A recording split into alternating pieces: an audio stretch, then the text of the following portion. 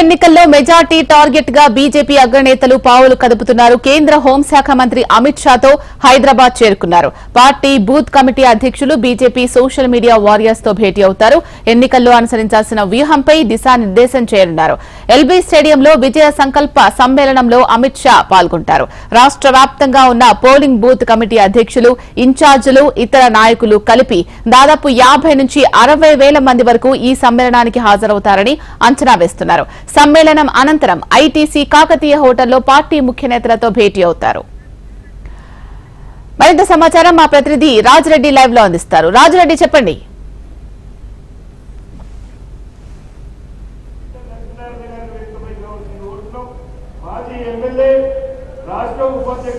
మరి కాసేపట్లో Amit Shah LB stadium రానున్నారు. ఎల్బీ స్టేడియంలో బీజేపీకి సంబంధించినటువంటి బూత్ లెవెల్ అధ్యక్షులతో, అదేవిధంగా శక్తి కేంద్రాల ఇన్ఛార్జీలతో సమావేశం కానున్నారు. మొత్తానికి ఈ యొక్క ఎల్బీ స్టేడియంలో దాదాపు 34,000కు సంబంధించినటువంటి పోలింగ్ బూత్లకు సంబంధించినటువంటి అధ్యక్షులు, అదేవిధంగా ఇన్ఛార్జీలు దాదాపు 60,000 మంది హాజరు కానున్నట్టు తెలుస్తుంది. ఎక్కడికక్కడ పెద్ద ఎత్తున ఏర్పాట్లు చేసినటువంటి ఆ నేపథ్యాన్ని కూడా మనం చూసుకోవచ్చు.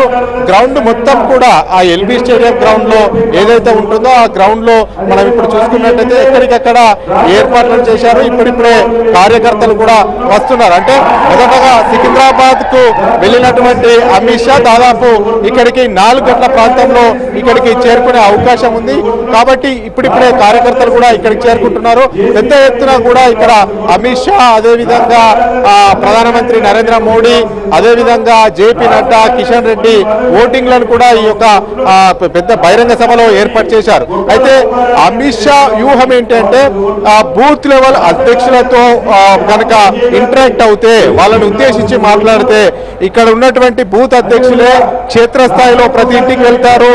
ప్రతి ఒక్కరికి కూడా నరేంద్ర మోడీ చేసినటువంటి ఏవైతే అభివృద్ధి సంక్షేమ కార్యక్రమాలు ఉన్నాయో, తెలంగాణకు అమిత్ షా తెలంగాణకు ప్రధానమంత్రి నరేంద్ర మోడీ ఏం చేశారో వివరించే అవకాశాలు ఉన్నాయనేది కూడా అందుకే ఇక్కడ భారీ బహిరంగ సభను ఏర్పాటు చేస్తున్నారు. అంటే కేంద్రము తెలంగాణకు ఏమి ఇచ్చింది, తెలంగాణకు ఏ రకంగా అభివృద్ధి సంక్షేమ కార్యక్రమాలు ప్రధానమంత్రి నరేంద్ర మోడీ తీసుకొచ్చారు, కేంద్ర ప్రభుత్వ సహకారం ఎంత ఉందో పూర్తిగా అమిత్ షా బూత్ లెవెల్ అధ్యక్షులకు వివరిస్తారు.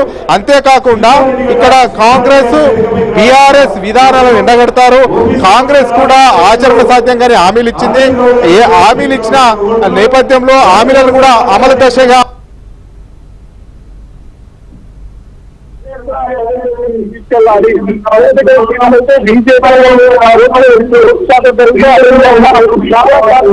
అవకాశాలు ఉంటాయని ముఖ్యంగా దాదాపు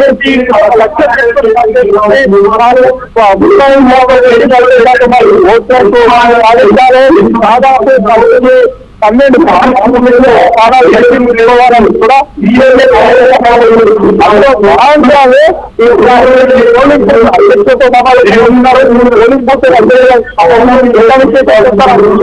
వైపు బీఆర్ఎస్, కాంగ్రెస్ తీసుకున్నటువంటి